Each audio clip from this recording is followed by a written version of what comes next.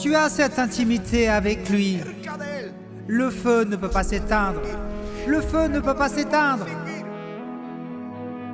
Et tout comme Jésus guérissait quand il était sur terre et qu'il a toujours guéri depuis son départ jusqu'à ce jour, il continuera à guérir. Et je te dis, si tu marches avec l'Esprit, écoute ce que le Saint-Esprit dit. Je ferai des merveilles qui n'ont jamais été faites sur toute la terre. Ce sera des choses impressionnantes, ce que Dieu fera avec toi, celles que Dieu fera avec toi. Je veux te dire, le Dieu qui est sur ta vie est un Dieu pour lequel les impossibles n'existent pas. Rien n'est impossible pour Dieu. Il n'y a rien d'impossible pour Dieu. Non, ce n'est ni par puissance, ni par force, mais c'est par mon esprit, dit l'Éternel des armées. À la croix du Calvaire, Jésus n'a pas été seulement mort pour nos péchés. Il l'a fait aussi pour nous guérir de nos douleurs. Par ses meurtrissures, nous avons été guéris. Nous adorons le Seigneur. Lorsque tu l'adores, il te guérira. Sa présence est parmi nous. Rappelle-toi que Jésus est le Créateur de toutes choses. C'est par lui et pour lui que tout a été fait. Il sait ce dont tu as besoin. Il nous a fait. Il nous a créés. Il n'y a donc rien qui lui soit difficile. Il y a plusieurs années, j'ai fait une mauvaise chute et la douleur était très forte, mais je n'y ai jamais prêté attention, je ne suis pas allé chez le médecin. Aujourd'hui, quand tu as donné la parole, Quelqu'un est tombé et s'est cogné très fort, le coccyx et la colonne vertébrale, le dos. Très fort. Tu ne peux pas oublier ce coup. L'impact très fort de ce coup. Mais le Seigneur apporte la guérison maintenant. Et la douleur est enlevée par le Saint-Esprit. J'ai senti une présence très forte, une chaleur à l'intérieur et bien, j'ai commencé à trembler et mon cœur s'est emballé et j'ai senti la présence de l'Esprit. La douleur a disparu. La douleur a disparu. Père, je te remercie. Remercions le Seigneur. Janet me dit qu'il y a 6 jours, elle a été renversée par un vélo, mais très violemment. C'était si fort qu'elle s'est fendu le crâne. Mais elle n'a pas pu venir parce qu'elle avait très mal. Elle avait des vertiges. Mais vendredi, elle a reçu la parole que le pasteur avait donnée spécifiquement. Quelqu'un s'est frappé la tête si fort qu'il y a peut-être une fissure dans son crâne. Et elle attend ce miracle. Je ne sais pas quelles sont les séquelles, les douleurs, les maux de tête. Mais le Seigneur touche ta vie. Vertige, vomissement. Le Saint-Esprit te touche maintenant. Reçois ta guérison. Et immédiatement la guérison est arrivée, les vertiges ont disparu, la douleur a disparu et elle est parfaite, pasteur. Et ils ont fait des tests. Ils m'ont emmené en ambulance. Ils ont fait un scanner. Ils ont fait une radiographie de ma colonne vertébrale et ils ont fait 3 points de suture que j'ai encore.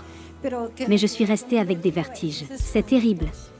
La première parole que mon pasteur a donnée le vendredi, c'est ça. Et il a dit laissez la femme venir, parce qu'il a dit laissez la femme venir et j'ai pensé, je vais dimanche, pasteur, dimanche et je suis ici, pasteur, pour remercier Dieu et pour vous remercier. Alléluia, au Seigneur seul. Merci Seigneur. Que Dieu te bénisse, ma fille. C'est la 2e fois qu'elle vient au réveil. Elle me dit qu'il y a un mois, elle a reçu un coup et a eu une douleur très forte à l'épaule. Elle ne pouvait pas lever le bras. Aujourd'hui, dès que tu as donné la parole, il y a une personne à l'épaule. Elle est tombée et la clavicule s'est cassée, mais elle s'est mal refermée. Il a très mal à l'épaule. Tu peux bouger ton bras, bouge-le maintenant. Quand tu auras ton miracle, je veux que tu viennes ici à l'avant. Elle a commencé à bouger son bras. Le pasteur a passé, a prié pour elle, et elle ne pouvait pas le faire il y a un mois. Elle n'a plus mal, c'est évident. Merci, le deuxième, c'est qu'elle a passé septembre 2017 ans, privée de liberté. Sa mère était en prière ici à Avivamiento, et il y a 15 jours, elle a retrouvé sa liberté et elle vient se présenter au Seigneur et le servir. Amen. Merci Seigneur. Si tu désires en savoir plus sur Jésus, savoir ce qu'il a fait pour toi et ce qu'il pourrait faire dans ta vie, alors écoute attentivement les paroles suivantes. Aujourd'hui est un jour de nombreuses célébrations, de nombreuses décisions, mais la décision la plus importante qu'un être humain puisse prendre, se rappeler de cette parole que je veux voir gravée dans ton cœur. Apocalypse 3h20. Voici, je me tiens à la porte et je frappe. Si quelqu'un entend ma voix et ouvre la porte, j'entrerai chez lui, je souperai avec lui, et lui avec moi. Aujourd'hui, Jésus frappe à la porte de ton cœur. Il entoure ta vie de circonstances qui te font savoir qu'il t'aime, qu'il rêve de toi et qu'il attend que tu te décides pour lui.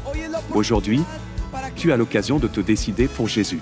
Et si c'est aujourd'hui le jour de ton salut, tu le déclareras de ta bouche et tu répéteras après moi la prière suivante.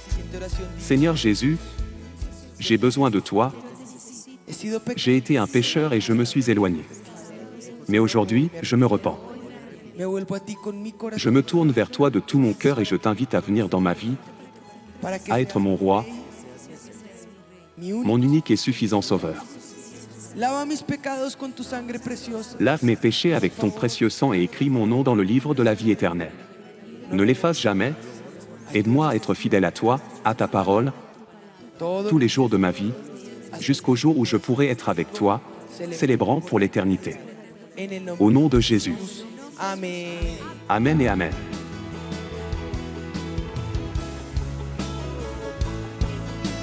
À présent, tu vas découvrir un puissant message qui édifiera ta vie et te donnera la conviction dans ton âme que le Seigneur se battra toujours pour toi. Ne te distrais pas parce qu'une seule parole peut changer ta vie pour toujours. Avec vous, le pasteur Ricardo Rodriguez. Psaume 107. Et à partir du verset 10, il est dit: ceux qui avaient pour demeure les ténèbres et l'ombre de la mort vivaient captifs dans la misère et dans les chaînes, parce qu'ils s'étaient révoltés contre les paroles de Dieu, parce qu'ils avaient méprisé le conseil du Très-Haut. Il humilia leur cœur par la souffrance. Ils succombèrent, et personne ne les secourut. Dans leur détresse, ils crièrent à l'Éternel, et il les délivra de leur angoisse. Il les fit sortir des ténèbres et de l'ombre de la mort, et il rompit leurs liens. Qu'ils louent l'Éternel pour sa bonté et pour ses merveilles en faveur des fils de l'homme. Car il a brisé les portes d'airain, il a rompu les verrous de fer. Amen et Amen. Alléluia. Dans la Nouvelle Bible internationale, en espagnol, le verset 10 dit: d'autres se trouvent dans des lieux où régnaient d'épaisses ténèbres et l'obscurité la plus noire. Enchaînés. Il parle des croyants qui sont tombés dans cette prison. Aujourd'hui, je voudrais vous parler de ceux qui sont emprisonnés. Il existe un livre qui a été le plus vendu au XIXe siècle et XXe siècle et qui s'appelle « Le progrès du pèlerin ». Après la Bible, c'était le livre le plus vendu. Il écrit ce livre. C'est un roman sur le fardeau d'un homme qui a un fardeau, qui ne peut pas le porter, qui porte des vêtements en lambeaux, et comment il part à la recherche d'une réponse. Il rencontre un évangéliste. Il donne des noms aux personnages et dit évangéliste, qui est celui qui a prêché l'évangile. Et il change de vêtements. Il l'appelle chrétien, comme nous tous. C'est le pèlerinage de chacun d'entre nous, ce livre. Et il le porte.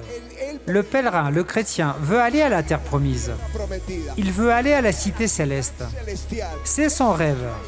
Il présente un certain nombre d'obstacles et de luttes que toi et moi luttons tous les jours, jusqu'à ce qu'il atteigne le but. Mais avant qu'il ne parte, l'évangéliste lui présente un personnage qui s'appelle Interprète, qui veut lui enseigner les Écritures. Et Interprète prend Chrétien, et avant qu'il ne parte pour cette mission, d'aller à la cité céleste, il l'emmène à un endroit particulier. Et je vais le lire.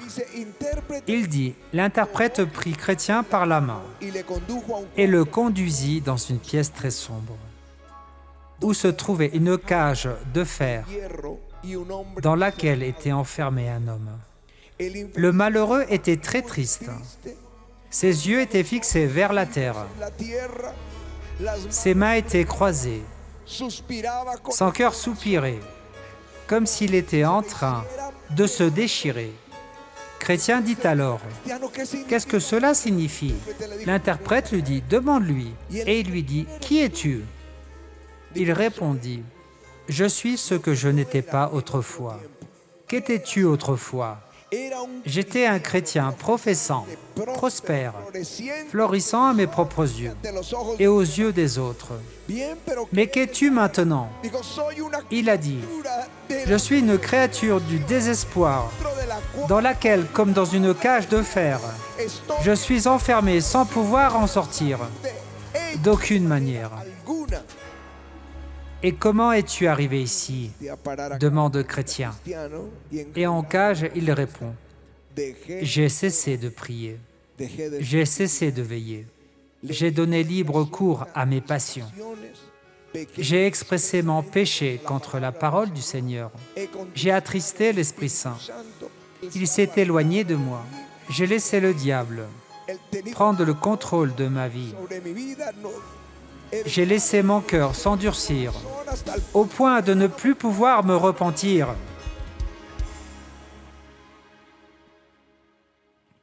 Et la conversation se produit avec l'emprisonné. C'est quelqu'un qui ne peut pas avancer, qui ne peut pas courir vers la bénédiction, parce qu'il est emprisonné. Ce n'est pas qu'il soit en cage, mais c'est une analogie, une comparaison de sa condition spirituelle. Il se sent emprisonné, captif comme le singe de l'illustration. Ses rêves sont frustrés. Il sent Dieu loin. Pourquoi ? Le psaume 107 dit, parce qu'ils s'étaient révoltés contre les paroles de Dieu, parce qu'ils avaient méprisé le conseil du Très-Haut. Jésus veut que nous soyons libérés de ces prisons.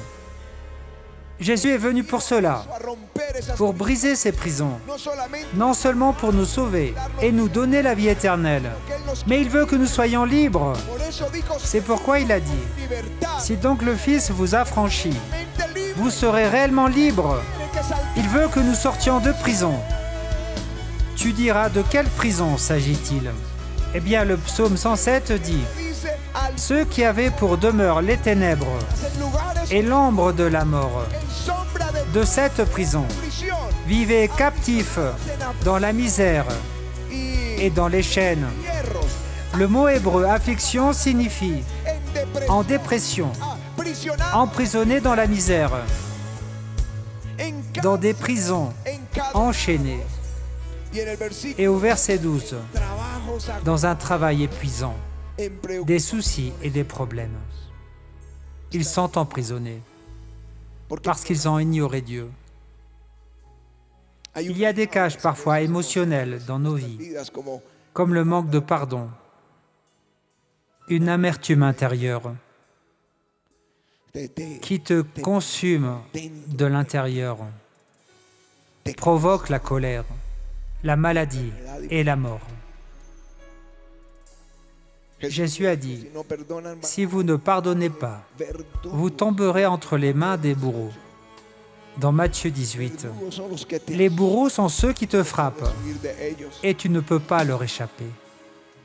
L'amour au monde vient comme un charme et quand nous commençons à regarder à regarder vers le monde, à nous empêtrer dans le monde, à nous faire des amis avec le monde, parce que celui qui est ami du monde devient un ennemi de Dieu.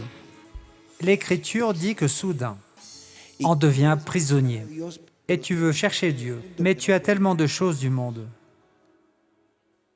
que tu ne peux pas apprécier Dieu. D'autres sont prisonniers de la luxure, de la pornographie. Si tu lis la vie de Salomon, tu verras qu'il était un homme rempli du Saint-Esprit. Dieu lui a donné de la sagesse, comme aucun autre, mais il lui a aussi donné une richesse, comme aucun autre. Il avait l'onction sur sa vie. Et tu diras, comment le sais-tu? Parce qu'il a écrit les Proverbes, il a écrit l'Ecclésiaste et le Cantique des Cantiques, des livres de la Bible, qui ont été inspirés par le Saint-Esprit lorsqu'il a construit le temple, parce que c'était le premier temple. Quand tu entends parler du premier temple, du deuxième temple, du troisième temple, le premier temple que Salomon a construit, et la gloire de Dieu est entrée dans ce temple. La gloire et la présence de Dieu étaient telles que les ministres, les sacrificateurs ne pouvaient pas entrer. Ils étaient prostrés au sol, pleurant à cause de la gloire. Mais les femmes, et c'est là qu'il a eu son combat avec les femmes. Ils ont détourné son cœur et l'ont séduit pour adorer les dieux païens. Et c'est là que l'affliction a commencé, comme dans le psaume 107. L'ennemi a commencé à l'attaquer de tous côtés. Je suis surpris. Vendredi, je parlais à quelqu'un qui avait des amis de l'école. Sur les réseaux, c'est déjà un homme marié, avec des enfants, avec des amis d'école, où l'environnement est mondain. La pornographie sur ces réseaux est telle que tu n'as même pas besoin de la chercher. Elle te saute aux yeux et tu deviens prisonnier.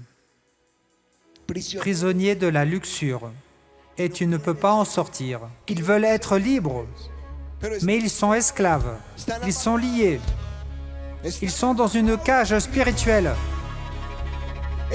Ils aiment leur famille, mais ils sont emprisonnés. Ils aiment l'Église, mais ils sont toujours en cage.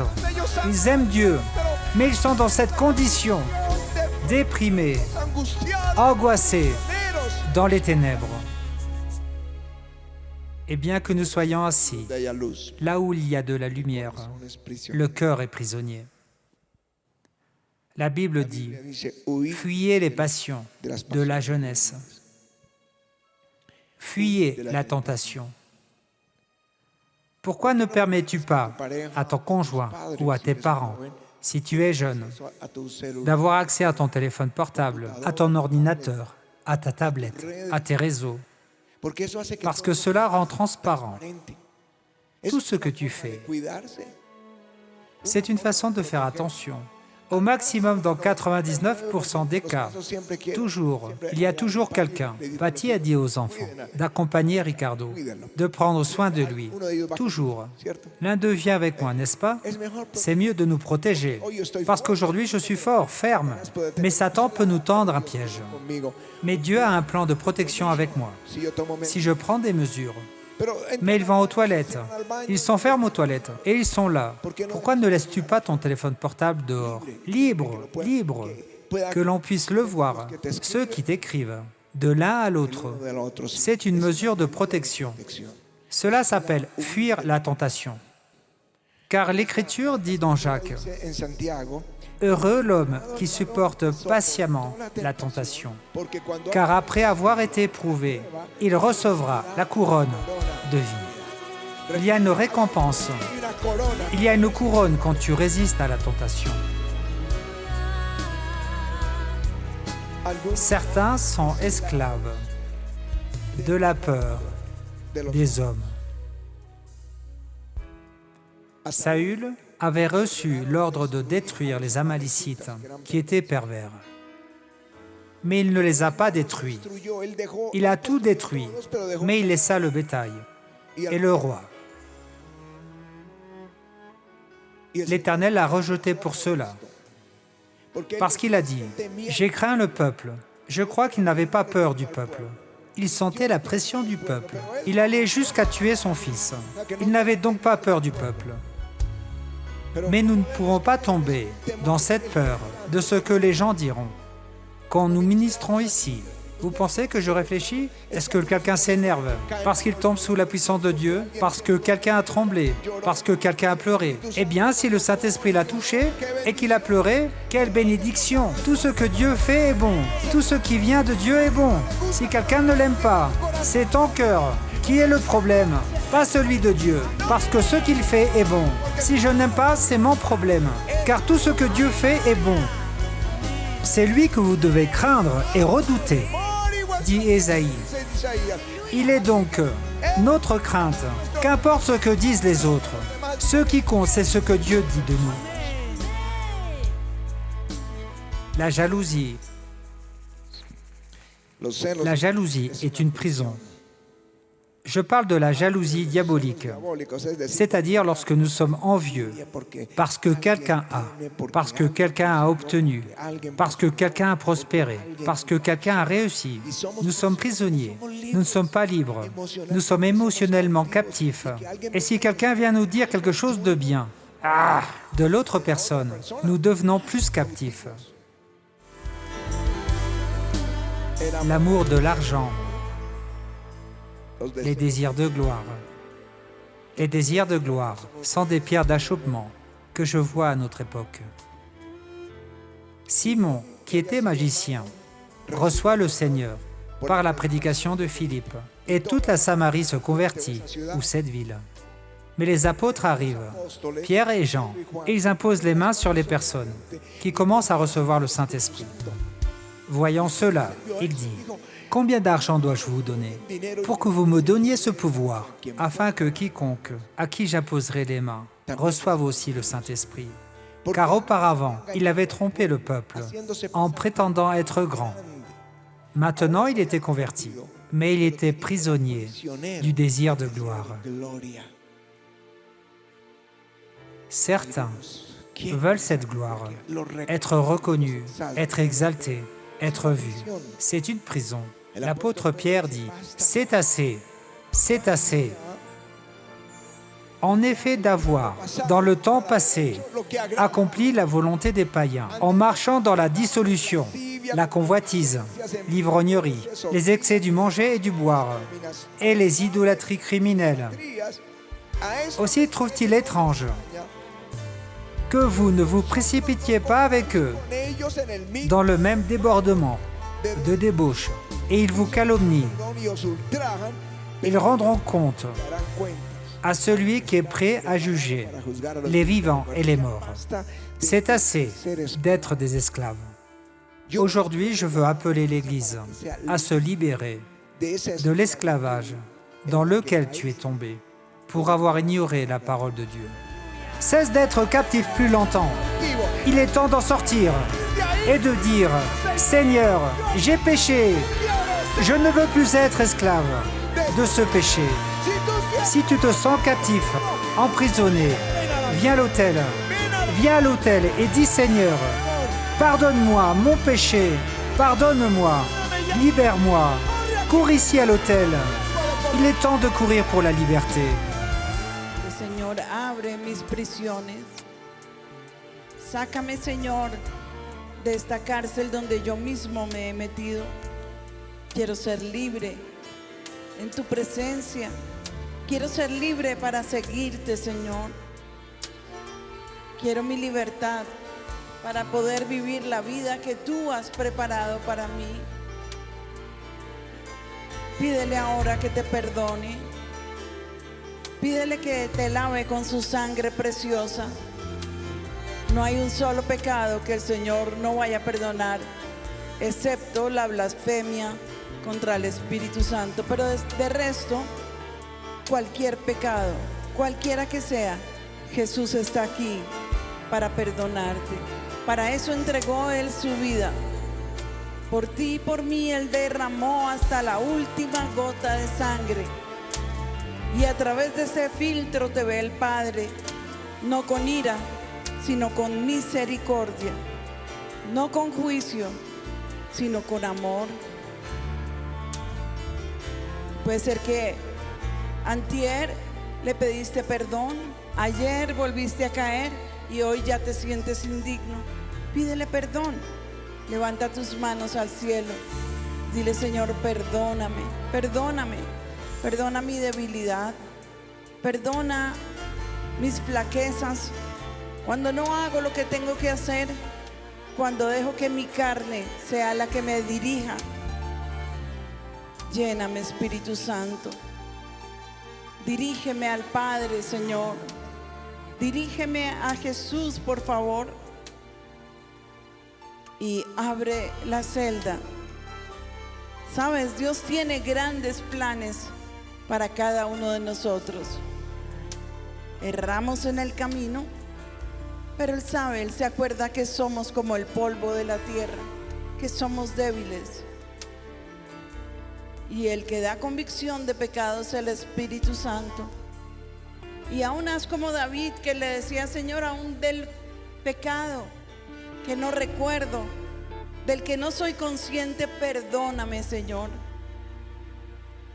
Y deja que fluya ese amor de Dios sobre tu vida. Deja que Él te limpie, que Él sane tu corazón. Y sabes, perdona. Es un punto muy importante. Si estás ofendido contra alguien, si alguien te ha hecho daño, perdónale. Porque en el perdón hay liberación. No solo para la persona que te ofendió, sino para ti. Más grande es para ti. Perdona a esas personas. Y dile ahora, Señor, Espíritu Santo, ven y lléname. Ven, Espíritu. Ven, lléname de ti. Alléluia. Merci Seigneur. Alléluia. Applaudissons le Seigneur. Qu'il brise aujourd'hui ses portes des reins et ses verrous. Et qu'aujourd'hui nous soyons libres de l'adorer, de le servir, de le suivre. Préparez-vous, car si vous avez prié du fond du cœur, Dieu va vous visiter, Dieu va vous bénir. Vous n'êtes plus prisonniers. Nous sommes maintenant libres en Christ Jésus. Amen. Applaudissons le Seigneur. Je ferai des merveilles qui n'ont jamais été faites sur toute la terre. Ce sera des choses impressionnantes, ce que Dieu fera avec toi, celles que Dieu fera avec toi. Je veux te dire, le Dieu qui est sur ta vie est un Dieu pour lequel les impossibles n'existent pas. Rien n'est impossible pour Dieu. Il n'y a rien d'impossible pour Dieu. Non, ce n'est ni par puissance, ni par force, mais c'est par mon esprit, dit l'Éternel des armées.